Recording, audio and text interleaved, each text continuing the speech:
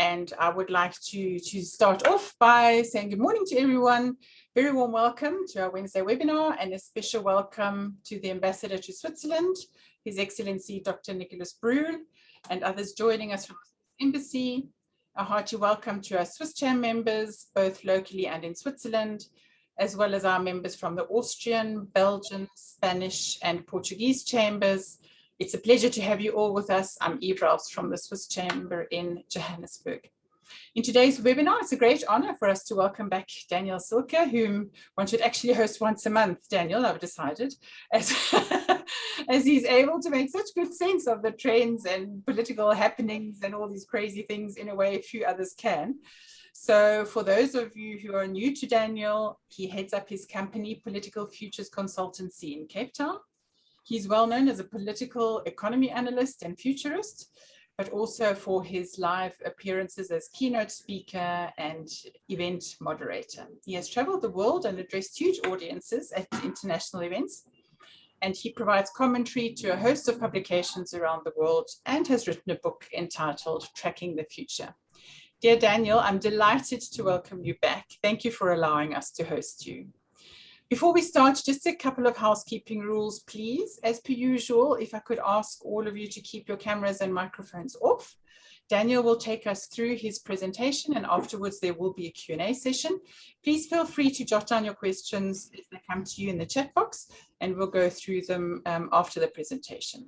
Please note the webinar is being recorded, and the presentation and link thereto will, as always, be posted on our website, swisscham.co.za, under the events section. So without further ado, Daniel, I would like to hand over to you, please. Eve, thank you very, very much for the very kind introduction. It's lovely to be back with the Swiss Chamber. You're right, you need a monthly or weekly session, given the speed with which events take place, both here and overseas, by the way. So I'm always delighted to work with the Swiss, and I mean, I've had a long relationship with Switzerland as a country, and certainly with you as a chamber. So what a pleasure. And to the dignitaries who are watching as well, lovely to at least talk to you. Can't see you, hope you're there. And to all the other chambers that are participating, it's also lovely to know that you are somewhere in the virtual world watching this. Now, I've got a presentation for you on, obviously, on the topic, and I'd like to share the screen with you. So let's just make sure that works, because you never know until you actually try these things that it does work, and then I can feel more relaxed. So as long as you've got my title slide in front of you, I can begin. Look, I'm going to give you a sort of a broad range talk on a variety of issues, fundamentally on South Africa. And you know, if you've got questions, please you jot them down, and we will take some at the end. I'm going to talk about, obviously, South Africa, and I'm going to talk about a little bit about the global scene, just as a scene setter as well. Because obviously South Africa is not an island unto herself. There are big global issues that are playing themselves out, very, very, very big global issues as well. In some cases, they impact South Africa more than others, but we'll take a quick look, and then we'll deep dive off the deep end, as it is with South Africa, into the South African story. So Pandemic, Politics and Policy is the title of this particular talk. And if you are looking for charts and graphs, I've got some, believe me. Those of you who've seen me speak before know that I love charts and graphs. If you want some of these charts, please contact me or Eve, and we'll get you some of them just for your reference, put you to bed at night. Now, let me just begin by saying that I've got such a close relationship with Switzerland that I couldn't resist after having 18 months of no international travel. And since borders were opening up, I duly said to my wife, sorry, but I'm going away for a week, and I'm going off to countries that know how to handle visitors during a pandemic. And of course, I chose Switzerland. So this picture was taken in lovely Lucerne 3 weeks ago. No one else wants to see my holiday pictures, so I thought I would show it for an audience with an interest in Switzerland and Europe in general. And it was a beautiful trip, and I must say, it was very heartwarming to see the use of COVID certificates. There were a few hiccups, of course, with the introduction of that COVID certificate, which even delayed my original trip. But I have to say that the application seemed to receive relatively broad buy-in, and I'll come back to that in a moment. And I felt, I have to say, very safe and well, in particular, with a lovely, fresh Swiss air. So, that's the end of my Swiss holiday picks for the moment. Let me then just say that, whilst I was in Switzerland and, sitting, broadly speaking, very much South Africa bound for the last 18 months or so, the South African story has evolved. We know how it has evolved just in the course of the last week following local elections, and I will deal with that as well. But the global issues have evolved as well, and with great speed. For President Biden in the United States, it's been a pretty rough ride over the last number of months. The gloss of the election victory over Donald Trump, is well forgotten almost. You can just see it on his face, this particular shot taken after the rather unceremonious exit from Afghanistan. And, I think even more recently, if I might just say in jest, even he doesn't want to see his current polling numbers that shows relatively unfavorable rates mounting on a day-by-day basis. So it's tough going for the President of the United States, and as a result, relatively tough going for the Democrats as they await the midterm elections in the United States next year. And there are all sorts of issues, whether it's inflationary pressures, oil price pressures, the Afghanistan story, general sort of the continued controversies over mask mandates and other related issues in the US, educational issues, culture wars, you name it, the US has got it all. Now, I like funny pictures of leaders, as some of you may know. Kind of really enjoyed this picture taken of the British Prime Minister, Boris Johnson. Can't blame these chaps, I must add, for getting a little bit dozy in some of the meetings. Biden also was dozing off at one of them. Or Boris Johnson as well. It's been, a roller coaster ride for him as Prime Minister, good polls, good last election, and yet somehow the gloss is also off in the United Kingdom. Fresh allegations of sleaze, as you've seen just in the last week or so. The press is starting to turn, even the opinion polls are starting to turn. So it's not easy whether you're in the US or whether you are the British Conservative leader as well. Even in Europe, where it looks a lot easier when you look at this lovely picture of, I always call them, and with great apologies to the Swiss, the two sort of anchor tenants of Europe, I still regard as the Germans and the French, if I might use that term. Both of them, undergoing political change. In Germany, we know a coalition still to be, well, we worry about coalitions, good heavens, in Germany, you can go months without having a final coalition. And France, of course, awaiting a further presidential election next year, and a very important one for that country as well. So big change coming in Europe as well. And I have to say, here's another one of my holiday snaps. There you go. Even pressures in Switzerland. And, one doesn't often talk about pressures in Switzerland, even political pressures, but there are, as we know. And I'm not quite sure whether you can hear the sound here on this particular video clip, which I also took on my day trip to Basel for the first time a couple of weeks ago, when I encountered this particular protest.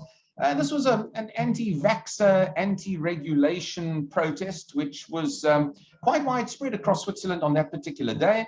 And I rather like the innovative use of cowbells. We beat drums in this part of the world, and in Switzerland, they used cowbells quite effectively. Everyone is having their issues. Across in China, property developers have found it very, very tough to also recover over the COVID period. And in fact, the debt that they had incurred over many years is beginning to come home to roost, as the old saying goes. You've seen the evergreen scandals.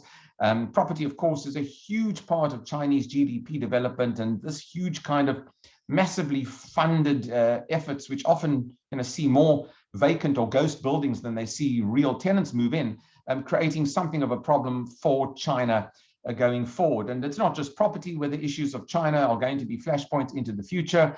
There is certainly what would seem to be a kind of rising tide of nationalism coming out of the Chinese President Xi as well.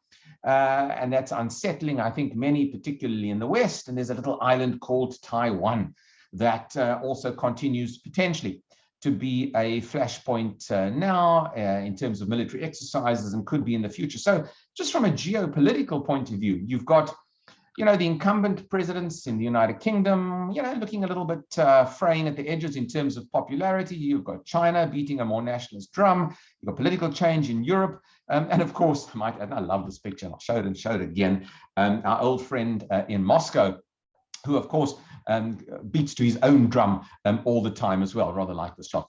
So, I think you get the idea that there's a lot of issues all over the world. But from a financial and economic point of view, there has been a view that, this is party time. The roaring 20s are back after the COVID pandemic. And as we slowly extricate ourselves, thanks to vaccines and even the development now of COVID pills, which I think is a very encouraging development, you've seen a bounce back from an economic point of view.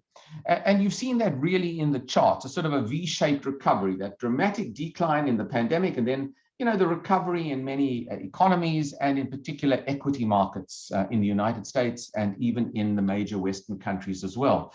US stocks have been rising, they're still rising, and it's been quite a remarkable bounce back from the lows. Now, American markets have done very well. And if you have been an equity investor of some sort or other, particularly in the US markets, the S&P, for example, you would have done very, very well over the last year. I mean, who would have thought that you could do so well during a pandemic? Markets are still looking good because corporate results in the United States have been good. And there's still an expectation that the $1 trillion infrastructure bill that was finally approved, it would seem, will obviously benefit business and potentially benefit some commodity exporters as well. So, the US economy, reasonably good, but, and there's always a but. It's been very good. You can just see that V shape there at the that's the low of the pandemic. We're looking at world GDP here. The blue line is advanced economies. The yellow line is emerging market economies. There's the low in the pandemic. And there's the bounce back that we saw over the last 18 months, but it's off the boil. It's a little wavering, and we've seen lower GDP rates coming out of many parts of the world. United States will show that as well, China as well, possibly even many parts of the Eurozone as well. Lower GDP is being hampered by supply side shortages. Doesn't really affect us too much in South Africa, fortunately, I might add. We've got enough issues here.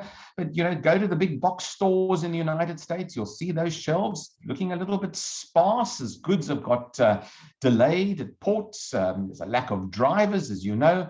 These issues are going to dampen that US economy, and probably even dampen, for that matter, the Chinese economy as well going forward. This supply side shortage issue has hit just about every kind of industry across the world. It's a unique feature of the post-COVID environment.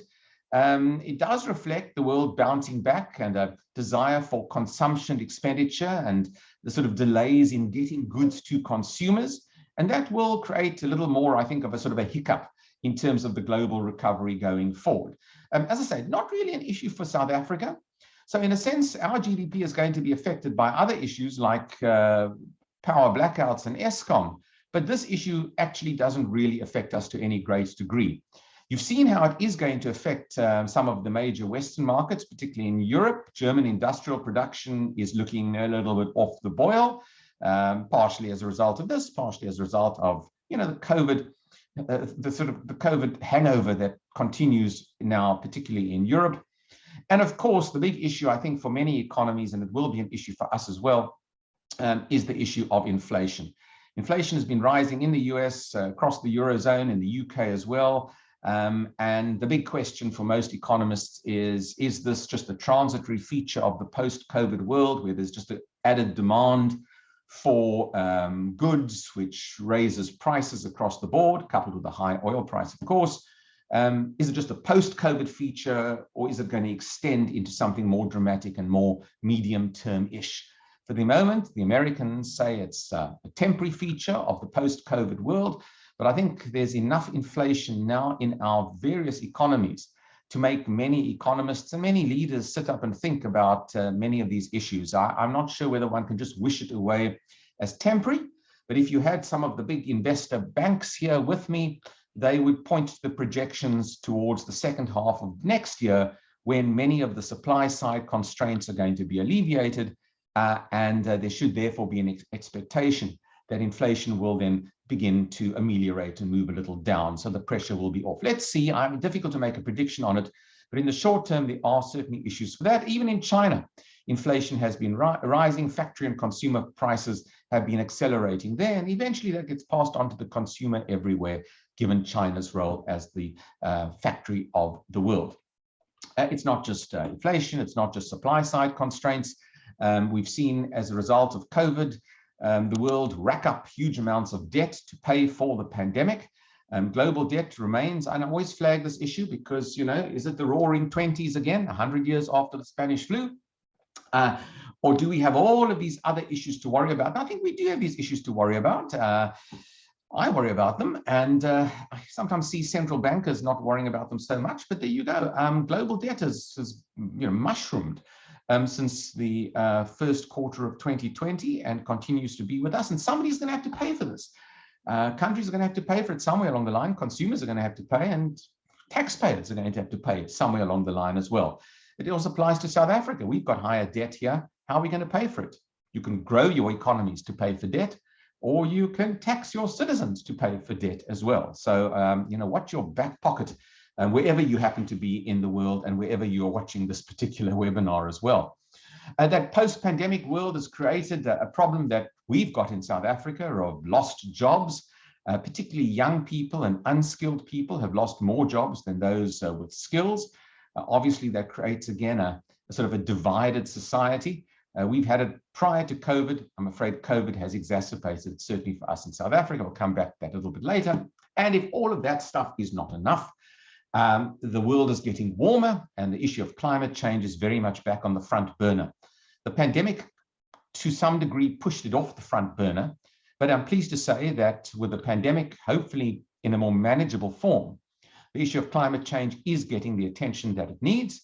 We will wait to see what the final agreement is at the COP conference in Glasgow. I'm not convinced it's going to be the world's most earth-shattering agreement, but I think the warning lights are there for the world, and the warning lights are there for South Africa as well, because we have to certainly wean ourselves off coal, and we need to also begin to produce in a much greener fashion. And again, I'll mention something about that just a little bit later. So we need to get on board with, I think, the environmental lobbies, and indeed, in particular, the industrial production lobbies that are going to be implemented across the world to come. The issue of the pandemic, of course, has created major divisions in a world already relatively divided. Again, you can just see in this chart on the left, the blue line indicates the fully vaccinated people. And this is the blue line from advanced economies. So advanced economies are averaging about 60% fully vaccinated inhabitants. But for sub-Saharan Africa, dare I say it, you need a little bit of a strong drink to get through this presentation. For sub-Saharan Africa, you can just see how paltry the vaccination rates have been. By the way, the orange line is non-sub-Saharan Africa, emerging market and developed economies. So our broad-based continent, sub-Saharan, really lagging behind. And this certainly would, I think, distress me, should distress all of the leaders of this particular region, because ultimately you get isolated from the rest of the world across very many different measurements, whether it's tourism, whether it's business related from an investment point of view. You've got to up that little red line there. Again, when it comes to the economies of advanced economies, you can see that advanced economies GDP on this top chart here, in fact, by 2022, 2023, the advanced economies will be back to above the pre-COVID, back to above the pre-COVID levels of GDP. But for sub-Saharan Africa, that GDP recovery is going to be well below the pre-COVID GDP levels for some years to come. So once again, that great promise of big growth rates coming out of Africa and the benefits that extends to the citizens of the continent are, I'm afraid, going to be delayed and delayed considerably. And again, that gulf between advanced economies and sub-Saharan African economies, just in terms of per capita GDP, is going to increase as a result of the pandemic. Again, it goes back to the sort of slide before the last one. But here's the map of the world. It's a great map. It comes from The Economist, and it is a map about when the world will achieve widespread vaccination coverage. You can see Africa shaded largely in red, fortunately, with the exception of us in South Africa. But Africa is only expected to reach its target vaccination coverage, from 2023 onwards, not even next year. So it is a global laggard in terms of the critical mass for vaccinations, along with, I have to say, parts of Central Asia. But for most of the rest of the world, of course, for the Western world, looking good. By late this year, you've seen rates 50–60% in the United States and largely through Europe as well, better in the UK. China relatively good, Australia and large parts of Latin America. Brazil doing very well after a very slow start and despite a president who himself is highly controversial on this particular issue. So it just gives you an idea, I think, of the extent of the difficulties that exist really across the world today. And it really always makes me think of this chart, and I've said it before and I'll say it again. The world is at, rather than a V-shaped recovery, the world is looking at a K-shaped recovery. Those who have suffered, who are not professionals, who don't have investments in equity markets, who live on the breadline, that hasn't been good for them, obviously. Those in the opposite half of the world, not half of the world, perhaps 10% of the world, who live in the Western world, who have those investments, who have a cushion and a safety net in particular, those are the ones who are going to survive and do relatively well. So it is a tough time for planet Earth on a variety of different measurements. So in that rather tough context, you might well say, well, look, South Africa's got its own problems, but, we're not alone. And there are many issues that the world has that obviously affect us. We've got other issues, and our president certainly has got other issues. It's been a really, really awkward, in fact, it's been could you call it an awkward 2021 for President Ramaphosa? You might want to call it a poor 2021. It's not getting better, and those local government election results and the load shedding clearly are keeping him up at night. But there are many other political issues that have affected the president and affected, broadly speaking, governance within South Africa over the last year.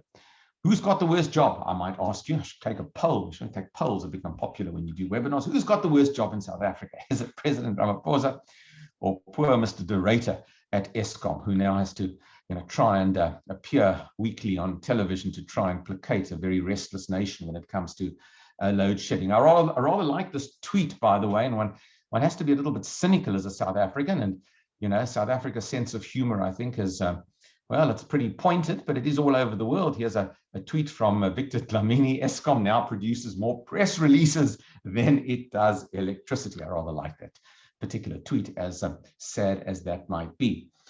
There's some light at the end of the tunnel, I think, and for that, I think we have to, largely thank the EU in particular. The COP26 conference, I think, has given some benefit to South Africa, a huge amount of funding coming for Eskom's Green Deal transformation plan. It's 390 billion rand has been provided through the EU, Germany, UK as well. I mean, this is a pretty good, I think, injection into what is a critically needed transformation at Eskom. Well, if I had more hair on my head, one would pull it out in terms of frustration that we haven't moved in this direction, for the last decade, or at least for the last 5 years. We've been sitting on old style policy formulation that largely promotes coal, dirty energy for that matter. That promotion of coal has benefited certain, I think, parties. It's really time now to move into this new deal era, this Green Deal era. The pressure is on, of course, Gwede Mantashe to acquiesce, I think, to many of the greener aspects of energy creation. And I suspect it's incumbent upon all of us, whether, I don't know if I may say, whether we, South Africans, we voters, we involved in business, we involved in the diplomatic community, to, I think, really drive South Africa in this direction, because frankly, it really is the only hope for, green energy generation. It's not just about keeping the lights on, it's about keeping us competitive from a global trade perspective as well. The tensions in South Africa's ruling African National Congress really stem from a variety of sources. You've got a reformist president in Cyril Ramaphosa, who has attempted to slow the patronage network, the brown paper envelope network, as one would call it. When you take away people's benefits that they've enjoyed through nefarious means or through malfeasance, well, you get pushback. That's what you get, pushback. Reformers get pushback, and I think we've seen that throughout the year. Within the ANC, on the periphery of the ANC, the issues of bringing to justice those who've been accused, again, causing instability within the ANC. It's affected the ANC election result as well. It's alienated some from helping the ANC or even voting for the ANC. Don't underestimate the internal angst within the ANC, and that being a driver of the low poll that we had in these local government elections. Tensions have been rising within the ANC for the last year or so, again, partially as a result of the legal travails of Magashule and Zuma.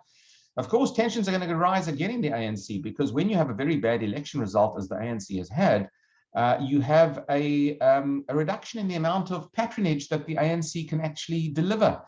When your party doesn't do well, there are fewer councillor positions available. And we know what a bun fight it is to become a councillor in South Africa.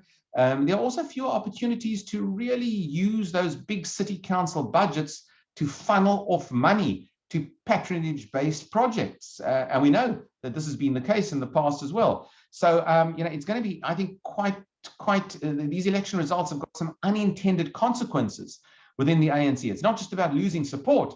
It's about losing the opportunity for patronage that the ANC has built itself on in many instances over the last decade or so, and perhaps Ramaphosa has tried to clean up. It's been a rough year, given the looting earlier this year, which really set South Africa back, I think, from a social cohesion point of view. And again, also, I think, undermined the confidence that many have in the state to deliver, and was another reason why I think there was a relatively low poll. I think this demoralized South Africans to that degree. So don't underestimate the effect on the psyche and how this plays out in how South Africans participate in the political process, but more on that a little bit later. The better news for us, I think, is that from a COVID-19 point of view, and without laboring the point, there I put some key nations on this particular chart, by the way. There's the daily new confirmed COVID cases. And it's not really a fair chart, because, to compare countries with, 300 million people to countries with 60 million, to our friends in Switzerland with what, 9 million odd, or a little bit more, perhaps not real, but you can just see South Africa, certainly for the moment, and let's hope that it remains so.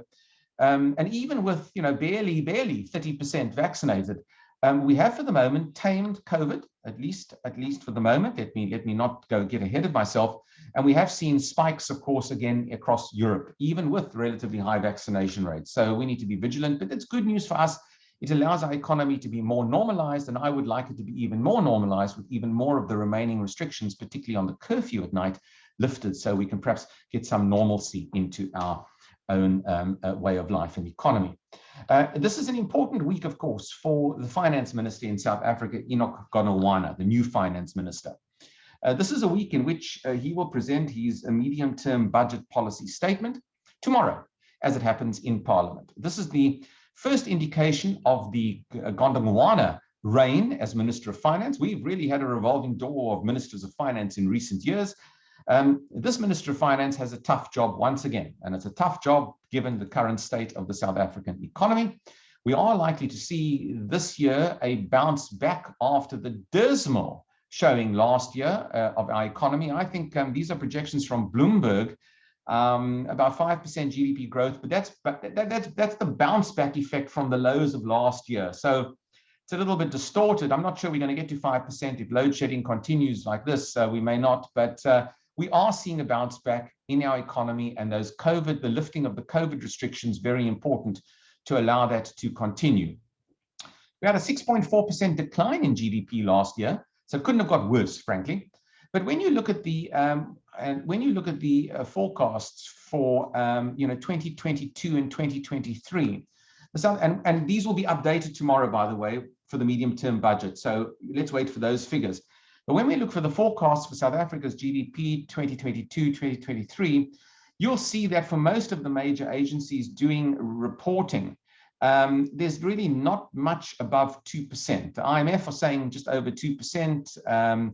some of the banks 2%. The South African Reserve Bank, our own Reserve Bank, state institution, as independent as it is, very conservative, are still predicting 1.8%. They might revise that tomorrow, but I think you can't adequately grow a developing market economy like this with under 2% GDP. We've had barely 1% for many years. 2% is better than 1%, but it's not going to get us out of the rut that we are in terms of the numbers of unemployed and the necessity really to grow the country going forward. So it's a tough road ahead for the new Minister of Finance. I think you get an idea here how our per capita GDP relative to the world is really lower. And in fact, it's slumped over the last decade or so. So the country certainly hasn't been able to keep up with GDP growth per capita in overall on average for the rest of the world. And this is the big conundrum, for the Minister of Finance. Where you've got this sluggish GDP, what do? Do you continue to cut back on expenditure? Or do you begin to spend a little bit to try and stimulate the economy? We've had expenditure cuts announced last year by Pravin Gordhan, even earlier this year in the major budget. And the question for tomorrow is, are we going to see more of these spending cuts, or are we going to see some stimulus pumped into the South African economy? The trade unions, of course, are very against these austerity measures. And there's a good case to be made that we've got a sort of a narrow window of opportunity here in South Africa. We've had a big windfall in terms of what we've made on commodity exports in the last year or so. The commodity super cycle has been to our favor. Our export market has been great. I'll show you the charts in a moment. Do you use that cash for growth-oriented policies, or do you use that cash for increasing social services to the poor of South Africa, or do you do something else with the cash? That question will, to a degree, be answered tomorrow. But I think, how much more austerity can we take in South Africa? Government won't admit that it's introduced austerity measures, but indeed it has. It's cut back on wage agreements for civil servants. It's trimmed the infrastructure bill. It really needs to inject more into the economy. The Americans have injected all that money into infrastructure. We do need to inject money into infrastructure because investment in fixed capital in South Africa has been on the decline for many years. I mean, here's the chart. It's a very important chart. I mean, you cannot grow an economy. You're not going to get more than 1 or 2% GDP when you're not investing in fixed capital formation, the capital that goes into producing goods and services in South Africa. So, you can't just rely on income grants to give people money to go to a Mr. Price to do some shopping. You've got to up that production side of your economy as well. So this issue of infrastructure here is critical. We've seen big numbers being bandied about here in South Africa. There is some good signs that government is certainly more willing to look at cooperation with the private sector. And I want to see that message amplified. It's certainly in Gonawana's words tomorrow. There needs to be a number of issues from Gonawana on policy. We're not going to get all the answers, but one wants the nuances. One wants the sentiment from him to be embracing of the private sector in public-private cooperative agreements. And one wants also some reference to policy changes that can be implemented in South Africa going forward that really have meaning. So for us in South Africa, it's going to take us quite a while to get back to pre-pandemic GDP per capita levels that weren't that great to begin with. The OECD suggests that we'll only get there by 2024 or so. We'd get there sooner if the policy framework was more conducive to growth.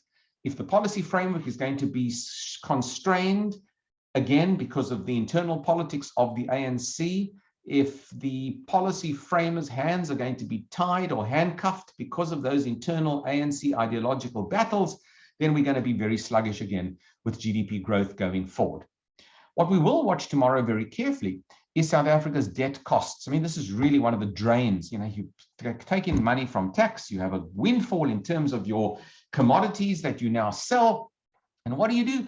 You've got to take that money and you've got to fund all of our debt. And we've been funding our debt at higher levels over many, many years. And those rating agency downgrades haven't helped us because it costs more to fund our debt. So we'll be looking to see at the issue relating to debt tomorrow, in particular debt to GDP, that very important measurement. There is an expectation that we will see, instead of that straight line of debt going up as it did in that 2016 to 2019 period, that we'll start to see a tapering off, or at least a stabilization of our debt to GDP at between 70 and 80%. Watch for that figure tomorrow, because that's an important figure for the markets. If it's nicely below 80, if it shows stabilization, markets will like that, and that will be perhaps a sentiment boost to us. If we're going to use the money and we're going to pump more money into a lot of more social services or even salary increases, that's not good news. So I think we're going to get a more conservative budget tomorrow. I don't think the Minister of Finance is going to be reckless at all. And I think we're going to get some messages that are going to look certainly, or at least read a lot better. The devil is always in the detail when it comes to budgets. You know that wherever you are from the world, and even in that US $1 trillion stimulus that they've got, man, the devil's in the detail. There are some budgetary allocations there that clearly go to pet projects of certain senators in certain states of the United States. So we're going to be looking at these figures. Our gross debt as a percentage of GDP, I think, has to begin to come down. We've got to begin a better policy environment to tackle the real issue, which is unemployment in South Africa. I'm not going to belabor the point, but you've got 42% of South Africans now unemployed on the expanded definition of the word 42%. I mean, if I said 42%, unemployed in Switzerland, they would collapse outside the Lynch Sprungly shop if I mentioned that particular term. And I mean, an amazing thing, when I was in Switzerland, I did give a short address to the Swiss Chamber, in fact, in Zurich. And I made the point that we in South Africa have got 9 million young South Africans between the ages of 15 and 34 unemployed. I mean, that's the same population as Switzerland. But for us, it's 9 million young people unemployed within South Africa.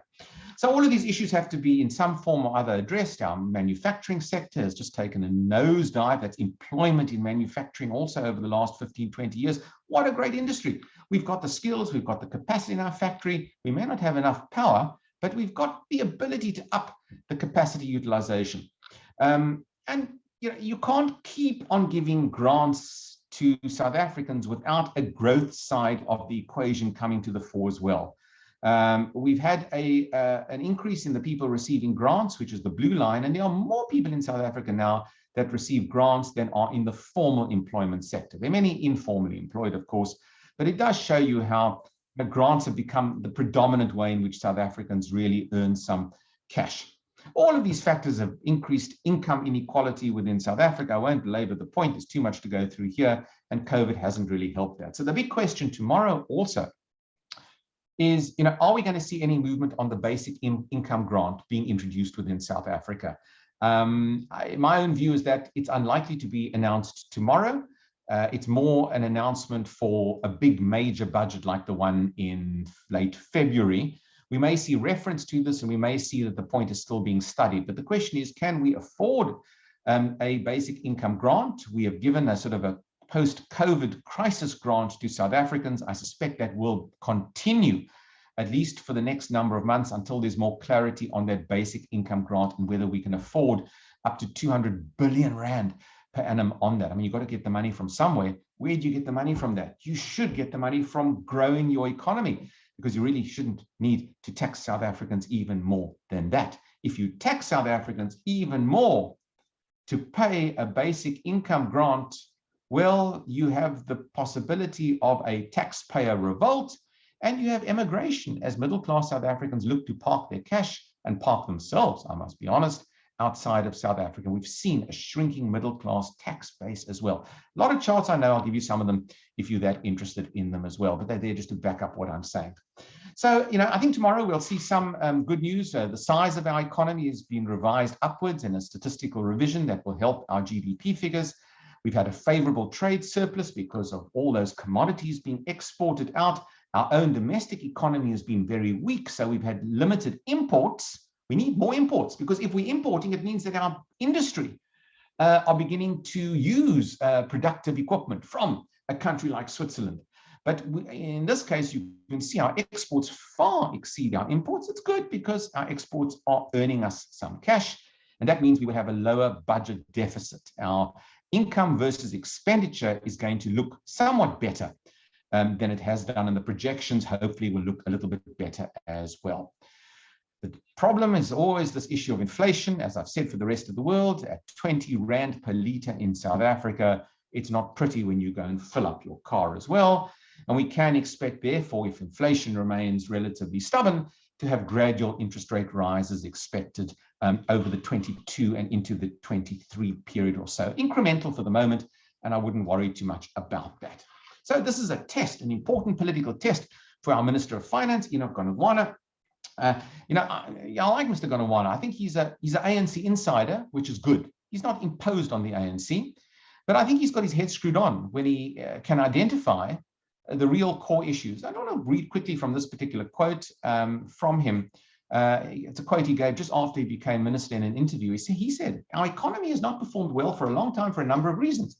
Even during the previous commodity super cycle that ended in 2011, we didn't do well because during that period, we had long debates about things like whether we should nationalize mines. We had that debate for 2 years, which undermined investment in the sector.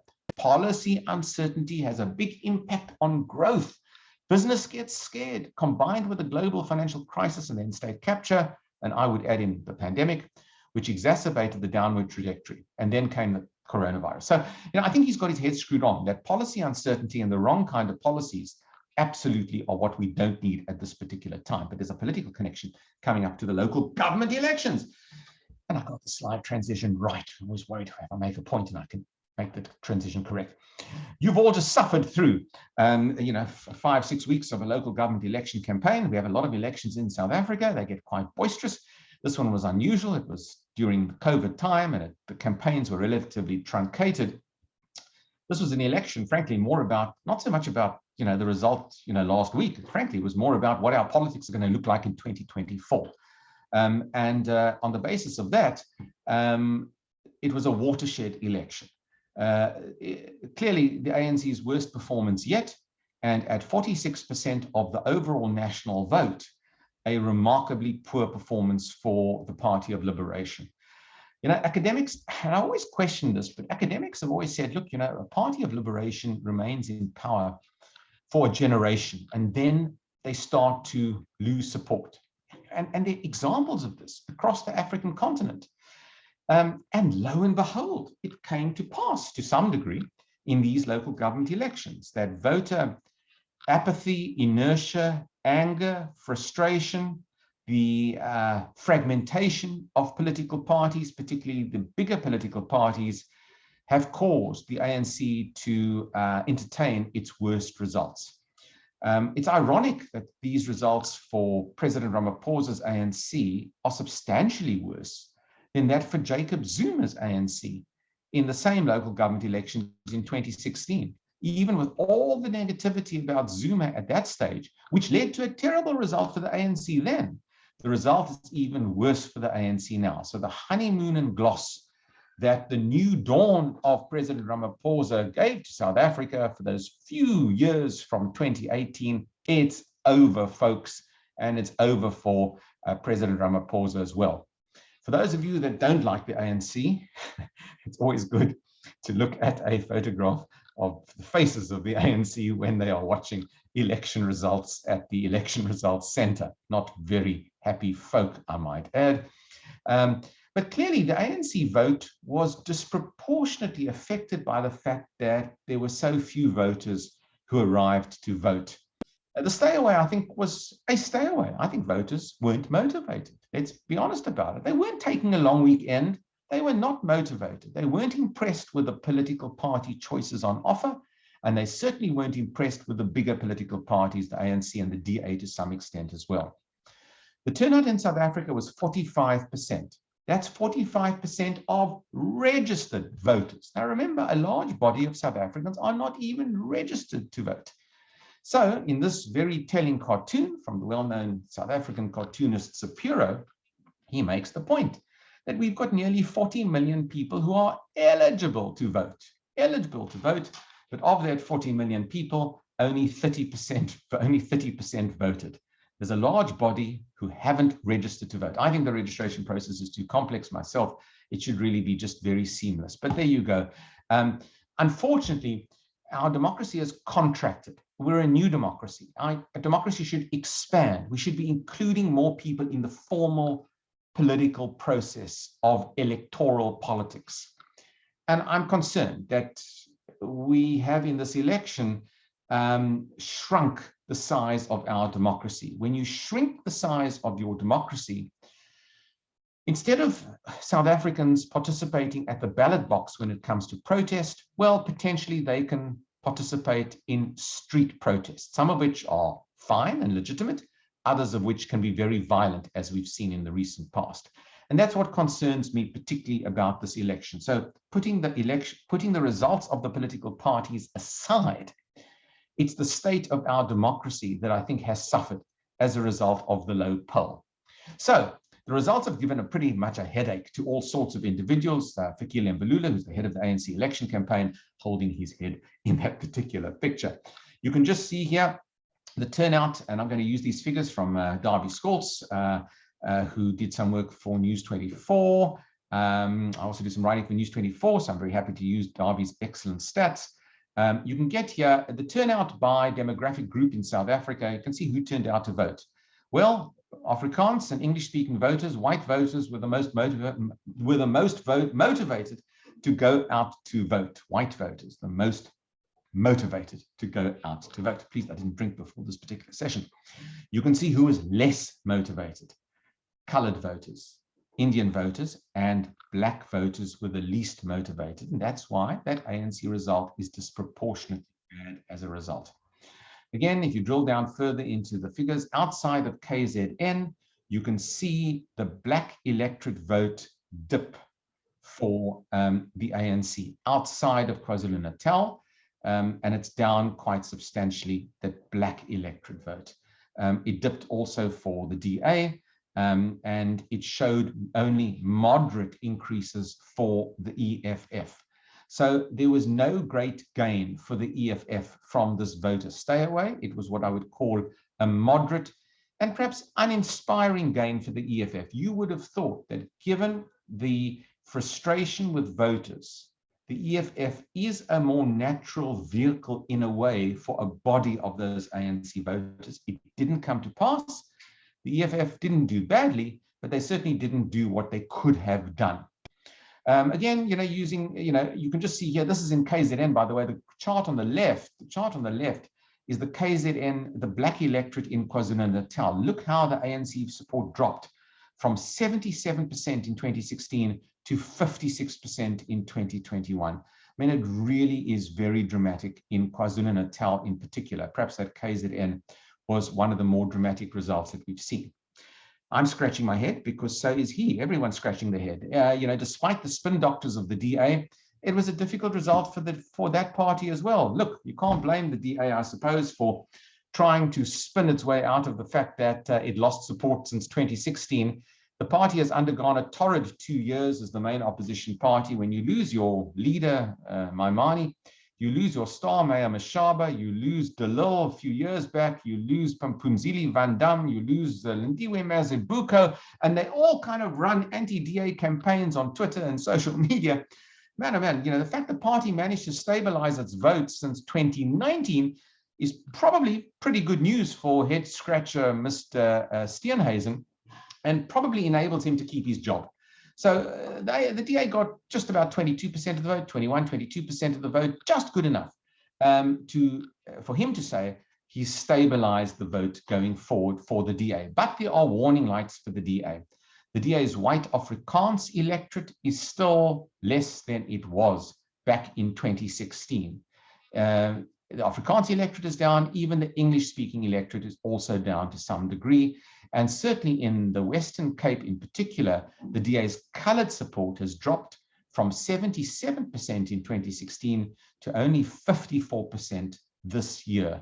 If the DA cannot afford that level of attrition going forward, if it continues, it will be in trouble come 2024 in the Western Cape in particular. The Indian electorate more solid behind the DA, although also the interesting to see how the Indian electorate ditched the ANC. And that's probably as a result of the unrest that occurred in large parts of KZN. So we know who the losers were. The ANC were the #1 big loser. The second big loser was the DA ultimately when you compare the support to 2016. And who were the winners? The winners were smaller political parties, independents, special interest groups, local ratepayers groupings, and of course, Herman Mashaba of Action South Africa, who did very well given it was a first election and he only really contested 5 or 6 municipalities. South Africans were prepared to vote for alternative parties in moderate numbers, only in moderate numbers. But the big parties are seeing the fragmentation of their vote. And South Africans are choosing more local options. I think they were frustrated with the national government. They were frustrated with a lack of delivery at a national level, and they took their vengeance out on the big national parties, opting for more localization in their political choices. And that's why we saw local parties do well. Parties that appeal to particular ethnic interests, the Cape Coloured Congress in South Africa, in the Western Cape, doing well. Good. Freedom Front Plus still doing well amongst predominantly Afrikaans-speaking voters. Independents, yes, did well in some country areas as well, some of them backed by Mr. Maimani's One South Africa movement. The IFP giving a more of a Zulu regional flavor again to KwaZulu-Natal. So I think you get the idea that we saw a kind of hyper-localization of our politics because of this frustration with the big guys at national level. So it left us in a state of needing coalitions in all of our major metros. We desperately need functioning coalitions because service delivery is pretty hopeless, or has been, across the board in most of our major metros. It's not just Daniel saying this, it's the Auditor General saying this in the last report on the dismal state of local government finance. And of course, this is the critical issue. It's the critical issue now and the critical issue for 2024. Who does the ANC decide to coalesce with in terms of these big coalitions? Do they decide to coalesce with the EFF, which can pressurize the ANC into a different policy orientation, particularly on land, over the next few years or so?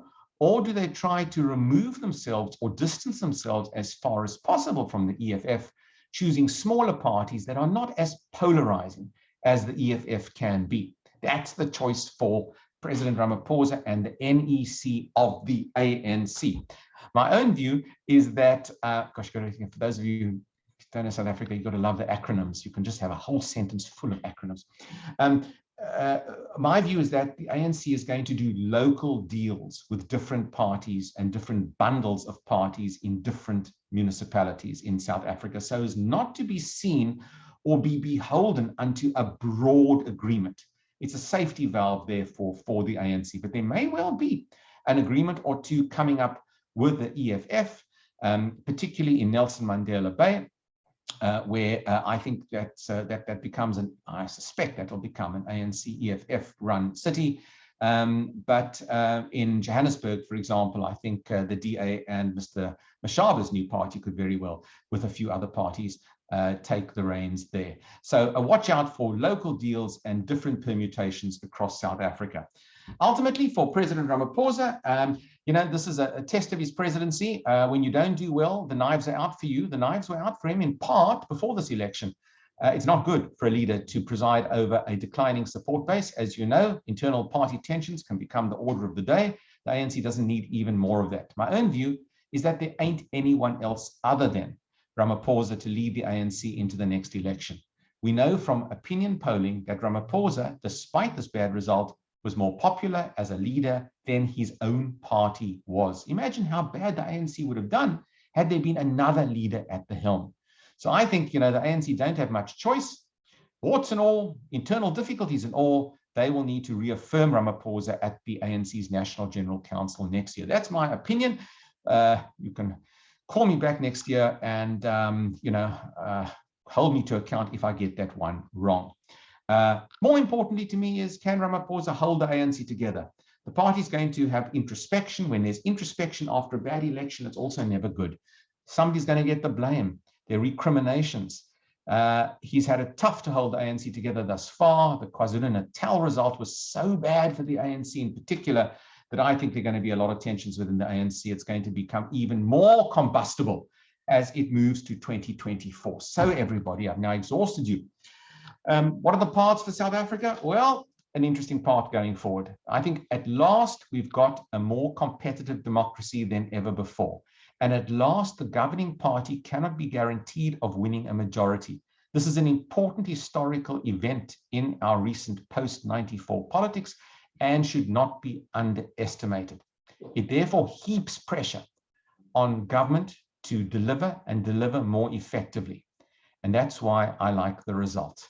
When you're afraid of losing power, you are under pressure. And that can only help South Africa. The days of the ANC assuming it would enjoy power forever and a day are over. And that's good news ultimately for South Africa's democracy, other than, of course, the low participation rate. So everybody, I hope you've enjoyed this presentation. I kind of feel that, South Africa is a little bit like a piece of Swiss cheese.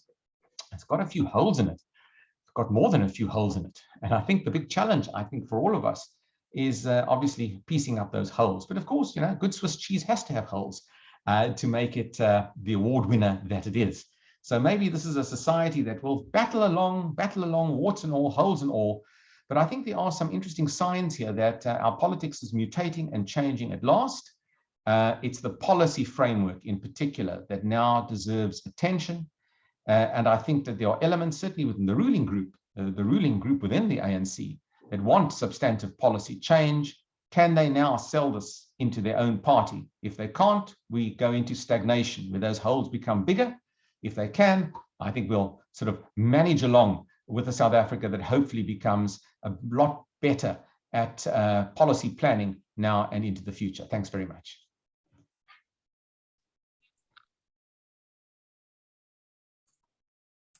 Thank you so much, Daniel. You actually made me hungry there now with that wonderfully looking Swiss cheese. Thank you so much for your insightful presentation and commentary as always. Brilliant. And despite the somewhat gloomy outlooks, I think you put a smile on all our faces at some stage along your rather entertaining, especially world leader photos. If I could just quickly kick off the Q&A session. I'm curious to have your take on with the interim budget speech coming tomorrow. And you seem so positive about Finance Minister Godongwana and that he has his head screwed on the right way and that he might be able to push through some reforms. But do you think that he will be able to do that? Because we had some pretty good finance ministers in the past as well who seemed to have the right ideas, but somehow never managed to push these reforms or changes, processes through. Do you think he has a better standing to be able to do that? I like him. Thanks, Eve. I like him because he's again very much an ANC insider. I made the point that you really need someone who carries weight within the ANC. To sell policy reorientations to ANC members, to the elected bodies ultimately that make policy, and to the parliamentary body as well. I think he's more likely to do this than anyone else. The question really is, to what degree has the ANC internally the stomach for, more market-friendly business and economic policies? Can they relinquish control, in particular, of aspects of the state-owned enterprises that are really the big gas guzzlers in terms of our budget? I mean, that's really, where it's those SOEs, like Eskom, that are the big gas guzzlers in terms of taking your taxpayer money and my taxpayer money on an annual basis. If I think there can be some unbundling in particular of state-owned enterprises, then I think we can begin to get somewhere in terms of a better utilization of resources within the country. Now, this kind of runs against ANC's historic policy of being a party that has seen the state as being a part and parcel of the governing party, conflating the state, by the way, and the party. And I think we've reached a crossroads, to be perfectly honest, in South Africa. I think that from an investor point of view, the signals have to be positive. The global economy is at a precarious recovery point. South Africa cannot continue to maintain her level of social expenditure here without the growth side of the equation. You cannot. The money, the cash is just not there. So I think we've run to the end of the basket, so to speak. You know, the piggy bank is empty. Not that it was ever that full, but the piggy bank is empty. And that's why I think, you know, you finally got a position where I've used one cliche, the piggy bank is empty. The other cliche is the rubber hits the road. And I think it really does hit the road here. Without good signals, you know, we are going to continue to languish behind the rest of the world. We'll languish behind the rest of the continent. And ultimately, with the growing population, rapid urbanization, and the joblessness that we have, we set the scene for, you know, another June 2021, as it was in KZN in parts of Gauteng. So the warnings are all there. Many analysts have been warning for many years that we need change. I think government, we know, has been unable to push through change. This is the opportunity. If you don't get it right now, well, you know, I think all bets are off on South Africa. That's why I think it's a very pressurized and difficult moment in our country's recent history. And if there is going to be change, this offers the best moment for it. But it really is only because government has got its back to the wall on both the issue of available finance, on social services, and also on social cohesion as well, all of which have been strained very dramatically over the last few years. So I'm going to be realistic about it. You know, I'm going to be realistic. I think one has to be realistic about the South African story. But the realism also is that there's always, I think, a reasonable chance that South Africa can pull herself back from the edge that she seems to have been on for some time. You know, let's see if we get signals tomorrow. There are analysts who, you know, look at tomorrow and they say, well, you know, we're going to see playing with the figures. Comes to budget, playing with the figures. It's going to sound relatively good, but, you know, what's going to come out of it in practice? I won't preempt it. Let's wait and see. Your word to God's ear, straight. Right, let's go through the questions, Daniel. Gavin has a question. Do you foresee a mass return to corporate real estate? Or how will the property landscape change? In what manner is corporate property being repurposed overseas? And is South Africa any different? And is property a good investment option? Well, I'm not. Eve, I wish I could defer that to a property economist or a property analyst, because you know, I'm more the guy to ask about electoral politics than about property. No, look. You know, across the world, you're seeing a repurposing of property. It doesn't matter where you are. Having just been in Switzerland and walking down the Bahnhofstrasse in Zurich, that some of you will know, you'll see a repurposing of property there as well. The days of retail are shifting to different forms of accommodation in many urban environments. You're seeing a high increase in livable accommodation, taking up the slack of office space.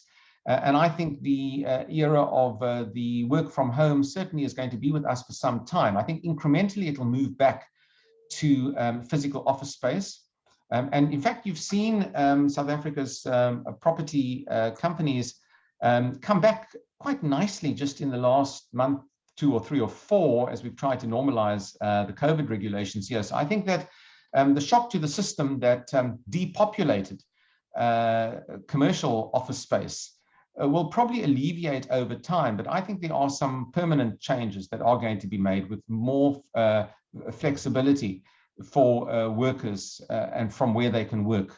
So, you know, all in all, I think that there's a shortage. And just to answer, and I'm not a property expert, so I'm going to get you to sign a disclaimer on my answer. But, you know, where the big shortage lies in the South African context is affordable residential accommodation. We all know that. We've got a Sandton sitting with huge occupancy, vacancy rates.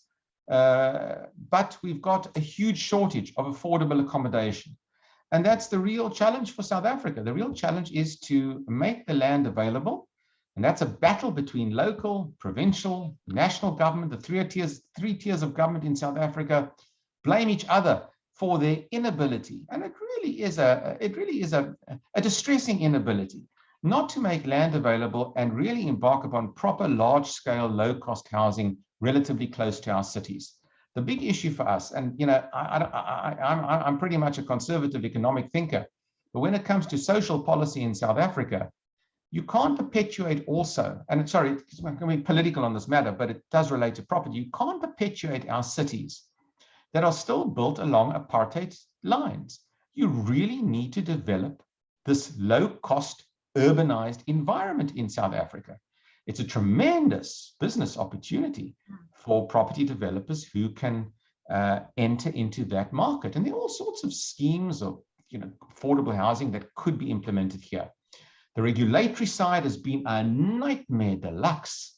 The land is there. Go to any of our cities, you'll see huge tracts of land close to the urban environments, to the urban core. So look, short answer is, yeah, change is coming on the commercial side, but the alternative opportunities substantially in the South African context on low-cost housing, and I'd love to see that become the growth industry. We don't, should I say this, if there's property development, we don't necessarily need more gleaming office towers, but we need a good few low-cost housing towers around.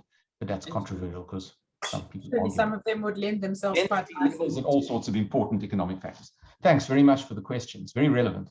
Yeah, and surely some of those office buildings would lend themselves beautifully to be converted into apartments. And some are, and in some cases they are already. So there is that shift taking place. Yeah. Then Dirk Rayskins posted a link to a Daily Maverick article from January this year, which is quite explicit in its thoughts of how Eskom is dealing with all of its lack of power production. And he says, I posted there, is more of a comment actually, I posted the above link in case you're wondering why the ANC is still dragging its heels about solar and wind power. And he quotes, the whole coal supply chain is now chock-a-block with politically influential ANC funding rent seekers. Just as a side comment, and it's quite a interesting article for those that haven't read it. And he goes on, Dirk, to pose the question: how do you rate the chances that Ramaphosa will use the recent election results to get rid of the corrupt and criminal rent seekers in his cabinet now and put the interests of the country above his own party? Yeah, thanks for the question. I mean, Dirk, I sort of alluded to in half a sentence, even in the presentation, about the issue of the perpetuation of coal and the vested interests that do exist. I've certainly read that Daily Maverick article as well, and it makes very distressing reading, I might add, on a variety of fronts, because of course it's not just the issue of patronage networks. It's also the issue of environmental concerns and of course the broader economy as well. So I take the point, and I'm not going to belabor the point, but I have very serious concerns about that, and that being a critical issue in terms of the delays of rolling out a green energy plan. And it's it goes further from a political point of view, because there's always been a lot of debate about, I mentioned in the end of my talk about, can Ramaphosa keep the ANC together? The question is there more to what has been the chief glue that's held the ANC together for the last number of years? Some would argue that it has been patronage. That's what some would argue. When you are a reformer, when you begin to remove the patronage networks, you take away that glue, and individuals look for other conduits or channels to maintain their lifestyles or whatever they've enjoyed. So, I think that we enter an interesting stage in South African politics, in particular, when these issues are now going to be questioned. The issue is, can the ANC really bite the bullet on all of these big issues? Probably not. The organization is a slow-moving, painfully slow-moving organization. It continues, and this relates to the second part of the point, it continues to try and play all sides, because it is an alliance in itself, and it's also an alliance between honorable people and people engaged in malfeasance. It is that alliance as well. So for any president, it's a constant balancing act. And again, to go back to the second part of the issue on the cabinet, we saw such a lackluster response from President Ramaphosa to the KZN unrest and that recent cabinet reshuffle. it was uninspiring, to put it mildly. And it showed that even with all of those pressures, the internal pressures of the ANC were still stronger than what probably was needed for the country's well-being. All I can say is, to answer your question, the testing time is here for President Ramaphosa. The electorate has spoken. The electorate has said, we don't like what you're doing. We're not impressed overall with what you're doing on a variety of different fronts. If the ANC wants to claw back above 50% in the next election and be secured of a victory, it's going to have to be a lot more bold in its approach on all of these issues. So the question is it going to be what I call, would it be reformist, which I would like, and I suppose you would like as well, I don't know, but will it be reformist, or will the ANC be radical, which can go radical good or radical bad? Or will the ANC be revolutionary? I like alliterations, as Eve knows. So, radical, reformist, or revolutionary. And that's where the critical juncture we're at now. And the choice of coalition partners, how the ANC negotiates its way through all of these minefields, is going to play a role in that. Thanks very much for just adding to the debate on that. And there you have the title for your next speech, Daniel. Yes, make it from that. So, and of course, elections, both local and governmental, is the exact forum where everybody should be voicing these opinions and casting their vote, so to speak, in what lies ahead. And with this dismal turnout during the last elections, clearly people did not take up the opportunity that they might express indirectly by not voting. We're unhappy, but they're not. And I appreciate that there's a lack of good alternatives to vote for. But do you think that this low turnout, whatever it might have been, frustration, lack of understanding the need to actually throw a vote, is this a trend that we will have to reckon with also for the upcoming national elections? Or do you think that by then all parties would have been able to put a voice so strongly out there and make them understand that you actually have to vote for things to get better? Well, look, it has been a trend in successive elections now for the last 10 years or so. We've seen drops, more incremental drops. We've seen lower voter turnout already. So it's not brand new. And particularly for local elections, we do see very low polls in by-elections. Even some of the local elections during Thabo Mbeki's era were very low polls as well. Or this is the lowest. I think, as I've said, South Africans are frustrated by and large with the very poor level of governance that we've had. Corruption, state capture, all of the instability at local government level as well, coalitions that have been messy, all of these fight for positions, all of the stuff is enough to demoralize an electorate. And I can well understand why there was such a low voter turnout. I was funny. A journalist phoned me this morning and asked me, what do opposition parties need to do, on this particular issue? And you've got a lot of voters out there who potentially could swing their vote in all sorts of directions by 2024. Some could return to the ANC for sure, but some could be persuaded to vote for more for Action South Africa, more for the EFF, even more for the DA or smaller parties for that matter. This is an opportunity, tremendous opportunity, particularly for opposition parties, to understand the type of narrative that they need to put out to a frustrated electorate. There's a whole lot of potential customers now available for a multitude of different political brands out there. And how those brands position themselves to those that haven't voted, to me, is really going to be critical. I mean, the ANC plays a role in that as well, but this is an opportunity. It's loosening the ties of the ANC to its electorate, and that must mean opportunity for the broader opposition movement. But can they take advantage of it? They didn't really take advantage of it in this local government election, to be perfectly honest. Opposition parties, yeah, they did incrementally better. Mashaba did quite a bit better, but they weren't able to really grasp the situation that they found themselves in.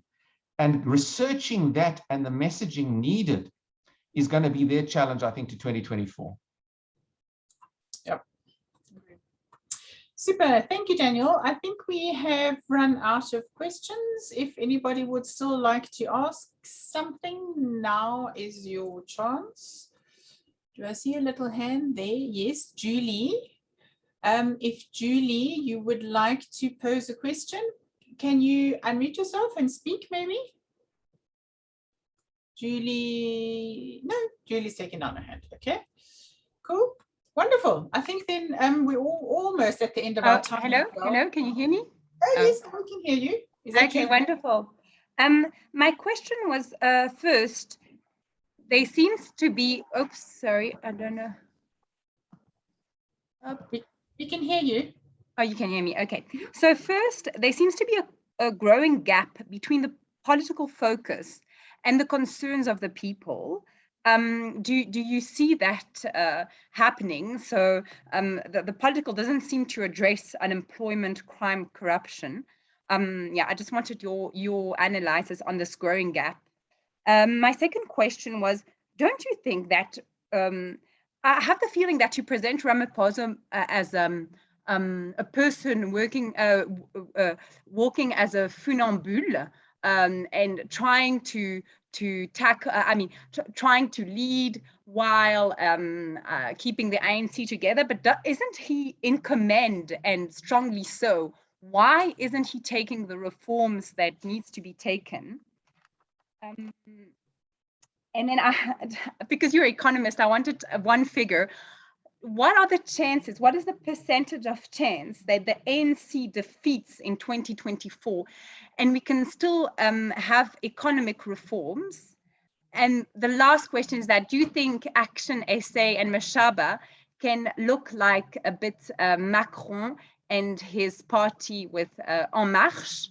Can it be can it suddenly grow as Macron managed to grow within 6 months in France? I know these are a lot of questions, so just maybe pick the one you're most interested in. Thank you very much. Thanks, Julie. Well, there was one question I missed, but let me come back to.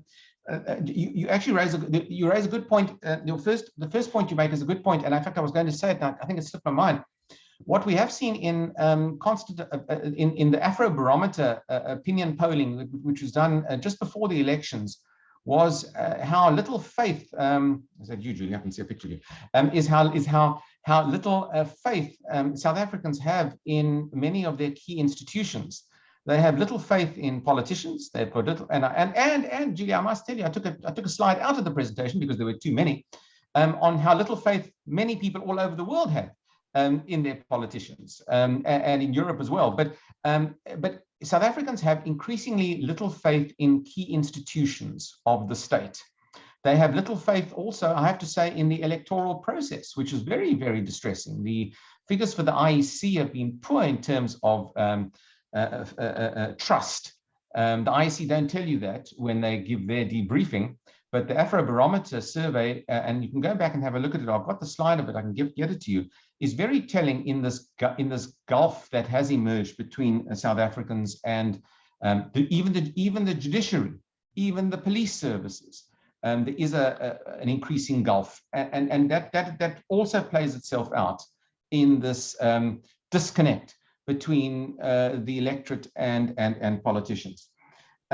Just briefly on the issue of Ramaphosa, the real constraints, to me, is ideological, within the ANC. The ANC is a political party that sees the state as being the cornerstone of economic development, firstly. So it is less inclined towards private sector participation, more inclined towards leadership from the state.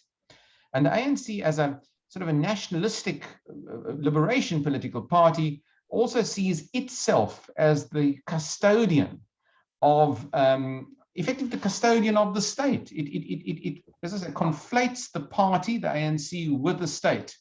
So cadre deployment over all the last 10, 20 years or so has really put the party into the state mechanisms and institutions. And when the party itself is internally not able to articulate a clear economic policy, when it has its own factions that fight at loggerheads with one another, when there are personality clashes over all sorts of issues, and where there's corruption issues that play themselves out as well, it really has a knock-on effect into every aspect of South African society. So you see this knock-on effect, whether it's in Eskom, or whether it's in Transnet, or whether it's in Denel, or at the SABC, or South African Airways. You know, the knock-on effect is absolutely everywhere. And, you know, you've got a president in Ramaphosa, you know, who you can call me naive, you know, I think he'd like to clean up the mess, or he'd certainly like to clean up at least a portion of the mess. But the mess is so deeply entrenched and ingrained into the psyche of those still very much in leadership positions in the ANC, that, you know, you tread a tightrope in terms of dealing with this matter. And if you want your own political survival to be there, you know, how your ability to reform is severely curtailed. And we left in this kind of, you know, unsatisfactory position where you've got a reformer president who can't reform to the degree that perhaps is needed for political reasons. That's a point one. The point two really is that there still isn't any ideological clarity in the ANC as to what economic policy should be. These urgent issues that I've spoken about, the sort of crossroads time that we've got in South Africa, is still not reflecting properly in an internal ANC debate about what kind of economic policy should there be.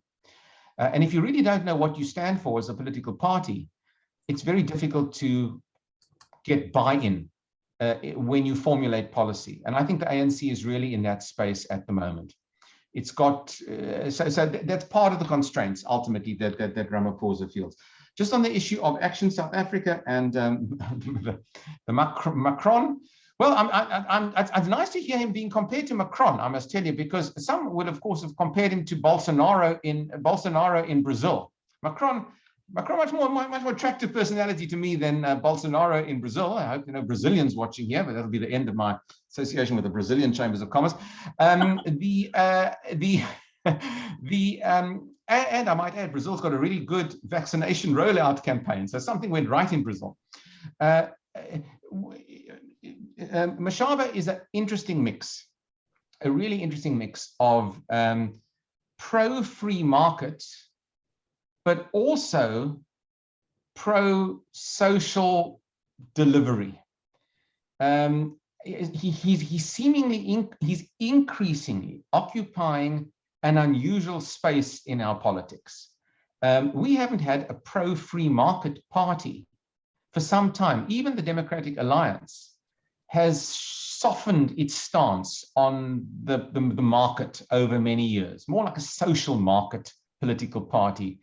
He's unashamedly, Mashaba, pro-free market and anti-trade union. I mean, it's pretty much in your face. So how he expects to get the large body of trade union members to vote for him, well, maybe he just discounts that and says he doesn't need them. But he ain't going to win their votes on the basis of being as anti-trade union as he has been.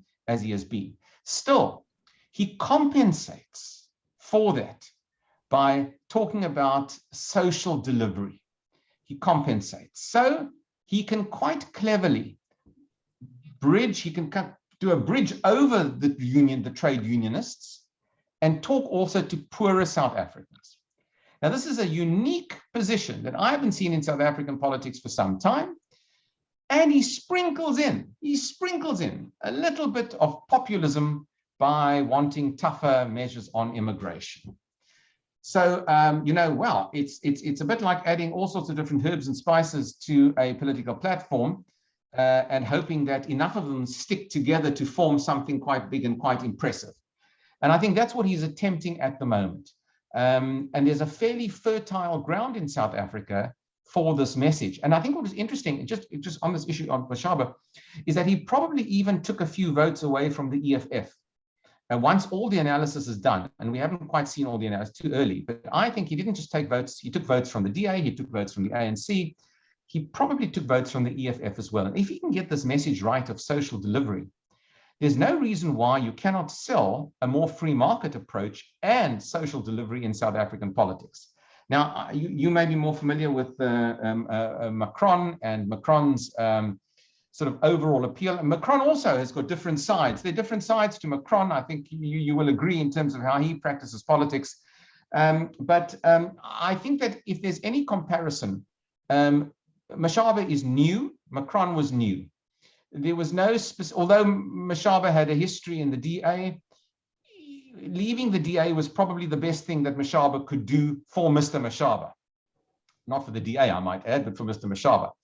And in that sense, I think South Africans are looking for a new political vehicle away from the incumbents who really, in the case of the ANC, obviously haven't done well. So, that's where I think, Mashaba is not the, let me just say, a sort of attractive, suave character that Macron is. So he doesn't have that presence that Macron has. Macron has a certain, global presence as well, that obviously Mashaba, as a small leader, now the 16% party in the city of Johannesburg, doesn't quite get. But I think there's some traction for him. I think he's got potential. And I think that on a national footprint, Mashaba could do relatively well. But Mashaba faces competition. And he faces competition from his former friend, Mr. Maimane, who may still be a friend. There are independents, there are other personalities on the periphery of South African politics who are not involved in political parties, who could very well stick their hands up and say, let me do something by 2024. So he hasn't got the monopoly on the potential of a new political party, but he's got a very good grounding, and that's what he managed to achieve here in this election. There was something else you asked me, and I'm not quite sure what it was. My apologies. No, it's all good. It answers to my main questions. Thanks. Thank you for the question. Thank you, Julie. And thank you again, Daniel. We now are really out of time on the dot. Thank you for your presentation and for putting our local situation into a global perspective, which is really what you do best. And let's hope that our finance minister's news tomorrow will be positive. Thank you to all our listeners from wide and far and for your engaging participation. I hope you also enjoyed this webinar as much as I did. Please do feel free to get in touch with us if you would like access to the recording. The deck of slides will also be made available, and I will be happy to disseminate that with you. And until such time, until the next time at least, I wish you all to stay happy and healthy. Daniel, thank you so much. Audience, thank you again, and hopefully until very soon, take care and goodbye. Thank you.